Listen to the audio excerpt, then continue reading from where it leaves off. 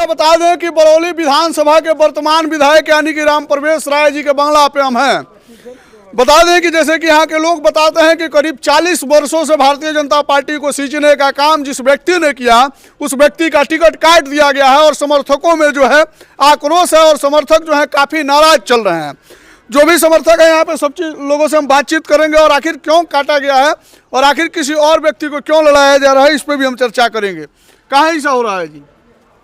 देखिए, ऐसा होना तो मान लीजिए राजनीति का खेल है जी। लेकिन सवाल यह है कि अगर ऐसा हुआ है तो जो भी यहाँ से आएगा उसके लिए बुरा हुआ है। जो आएगा उसके लिए बुरा हुआ है। बिल्कुल। जब जिले में कोई बीजेपी को नहीं जानता था तो इस जिले के भूमिपुत्र इकलौते राम प्रवेश राय हैं जिन्होंने जिले में बीजेपी को सींच कर अंकुरित करके उसको पेड़ बनाया। बात समझ रहे हैं ना। उसके बाद आपको बता दें कि इस जिले का पहला बीजेपी अगर कोई सीट निकला तो बरौली से निकला और उनको दरकिनार अगर किया जा रहा है तो हम समर्थक इसका पुरजोर विरोध करेंगे। जो भी आएगा उसको जो है यहाँ से हरी झंडी दिखाकर हराने का काम करेंगे।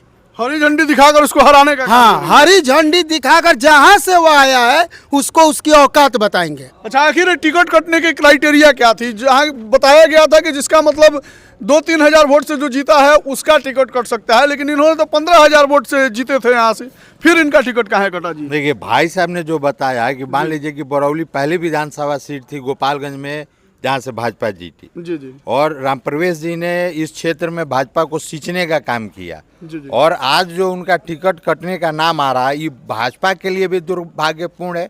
भाजपा के जो नेता हैं जो दिल्ली में और पटना में बैठे हैं, अगर ऐसे निर्णय लेते रहेंगे तो भाजपा जो दावा करती है कि हम विश्व की सबसे बड़ी पार्टी हैं, कर्जदाताओं की पार्टी हैं, तो उसका यह जो चेहरा है वह धूमिल होगा और हम लोग इसके पक्ष में बिल्कुल नहीं है।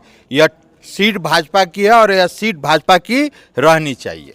भाजपा की थी, भाजपा की रहनी चाहिए। का जी इनका टिकट कट गया है राम प्रवेश बाबू का, इस पे आपकी क्या प्रतिक्रिया है? देखिए, इसका अभी कोई औपचारिक घोषणा नहीं हुआ है, कोई आधिकारिक घोषणा नहीं हुआ है कि इनका टिकट कट गया है। कई एक लोग बोल रहे हैं कि मंजीत सिंह यहाँ से लड़ने जा रहे हैं। सुनने में हम लोगों को भी आया है कि माननीय मंजीत सिंह जी को यहाँ जदयू से उम्मीदवार बनाया गया है। जी। देखिए, हम कहना यही चाहेंगे, मैं पार्टी का एक कार्यकर्ता होने के नाते पार्टी के लोगों को आपके माध्यम से पार्टी के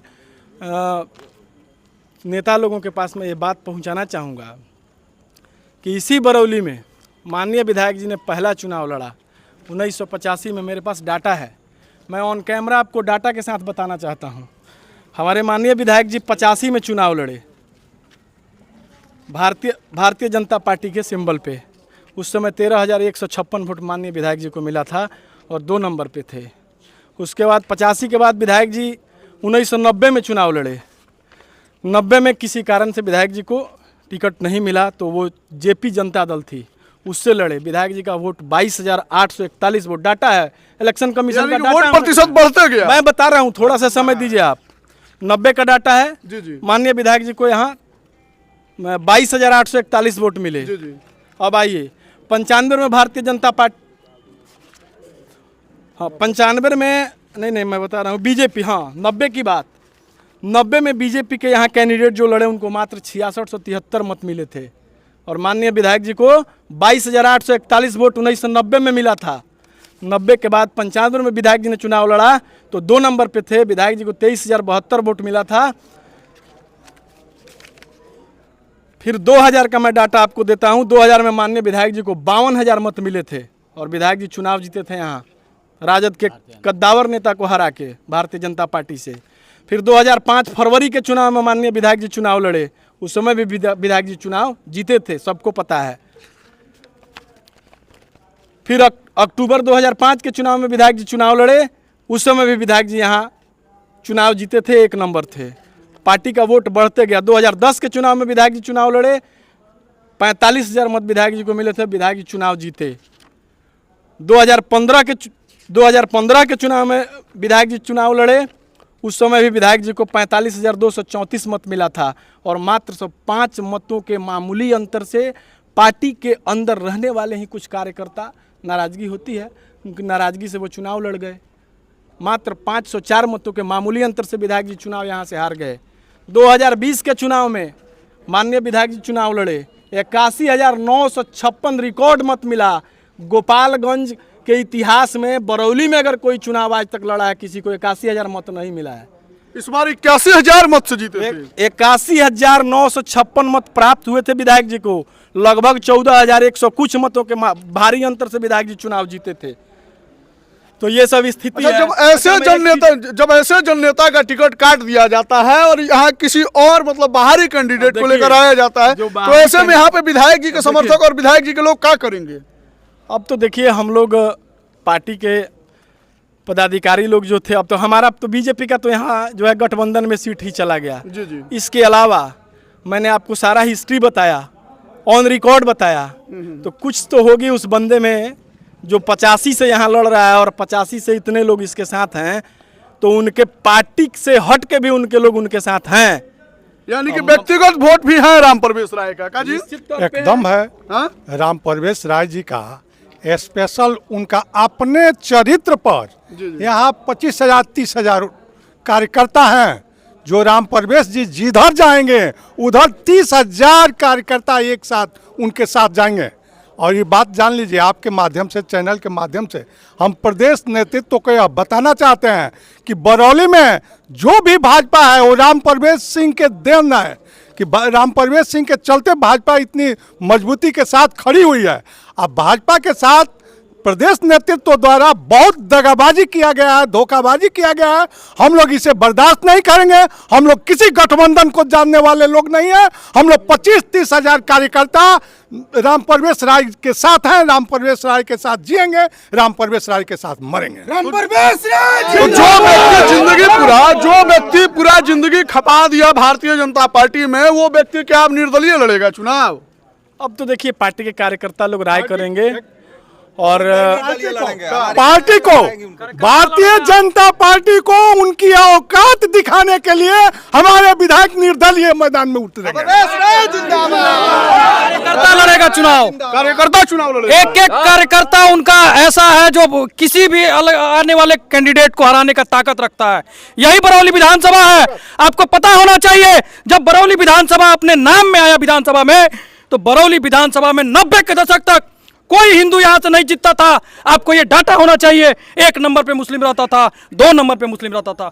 उस मुस्लिम तुष्टीकरण को तोड़ने वाला कोई था तो उसका नाम राम प्रवेश राय है। पूरे जिला में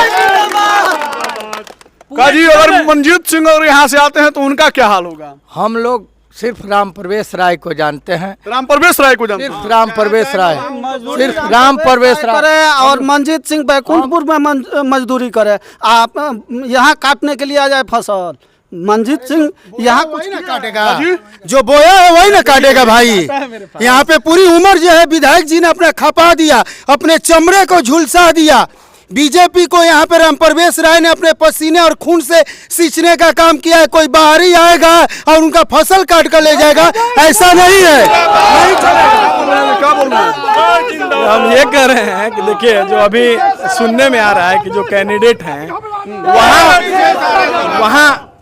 वहाँ मंजीत बाबू के का कार्य क्षेत्र रहा है, उनका कर्म स्थल है वो। वहाँ देखिए कि जो उनके समर्थक हैं, वो जिस तरह हम लोग यहाँ बेताब हैं, उसी तरह उनके समर्थक वहाँ बेताब हैं कि भाई हमारे नेता को बरौली क्यों भेजा गया। उसी तरह यहाँ भी माननीय विधायक जी राम प्रवेश जी के जो भी समर्थक हैं, वो तो निश्चित ही चाहेंगे कि माननीय विधायक जी यहाँ चुनाव लड़ें। देखिए, मंजीत बाबू का तो हम लोग यहाँ के कार्यकर्ता सोचे ही नहीं थे कि कभी मंजीत बाबू भी यहाँ आएंगे। देखिए, मंजीत बाबू का जॉन सुराज से भी उनका पर्ची कटा था। अच्छा, जॉन सुराज से उनका पर्ची कट गया है जी, थोड़ा लगे दिखाइए। कितनी अवैज्ञानिक बात है और कितनी अनैतिक बात है कि पार्टी ने अचानक से किसी को यहाँ प्रोजेक्ट कर दिया जिसका कहीं कोई नाम नहीं था। कहीं एनडीए के कार्यकर्ता ये सोचे भी नहीं थे कि बैकुंठपुर का कोई व्यक्ति यहाँ बरौली आएगा। अरे क्या बरौली में एनडीए के पास कार्यकर्ता नहीं थे? बरौली में काम करने वाले कार्यकर्ता नहीं थे? किसी और कार्यकर्ता को दे दिया था तो दुख किसी नहीं होता। कार्यकर्ता, किसी एनडीए कार्यकर्ता को आप बरौली दिए होते तो इस बात का दुख नहीं होता यहाँ के कार्यकर्ताओं का।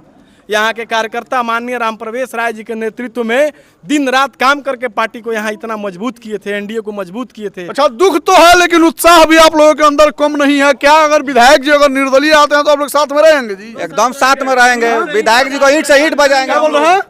यहाँ के कार्यकर्ता ईंट से ईंट बजाने का काम करेंगे और यहाँ के कार्यकर्ताओं का रिकॉर्ड यहाँ से प्रदेश कार्यालय तक है कि बरौली का क्या कहीं भी किसी भी कार्यक्रम में क्या रोल रहता है। पूरे जिले में कोई भारतीय जनता पार्टी का कार्यक्रम होता है, अगर बरौली वहाँ शामिल नहीं होता है तो वो कार्यक्रम पूर्ण नहीं होता है।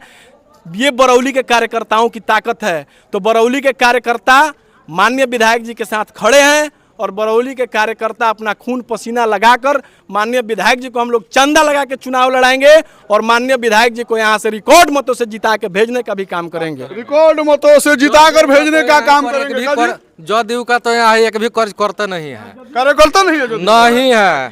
इतना साफ छवि का विधायक थोड़ी है। जदयू का कोई संगठन नहीं है, जदयू का संगठन भी नहीं। यहाँ मैं बता रहा हूँ, जदयू का यहाँ संगठन नहीं है। यहाँ जदयू का अगर संगठन है तो खाना पूर्ति करने के लिए पूरे बरौली का एक मंडल अध्यक्ष, पूरे माझा का एक मंडल अध्यक्ष, हम लोगों के जैसा मजबूत संगठन तो नहीं है। जो यहाँ के प्रखंड अध्यक्ष है वह घूमकर राजद का वोट मांगते हैं, तो समझिए कि जदयू कितना बड़ा पार्टी यहाँ पर मजबूती से।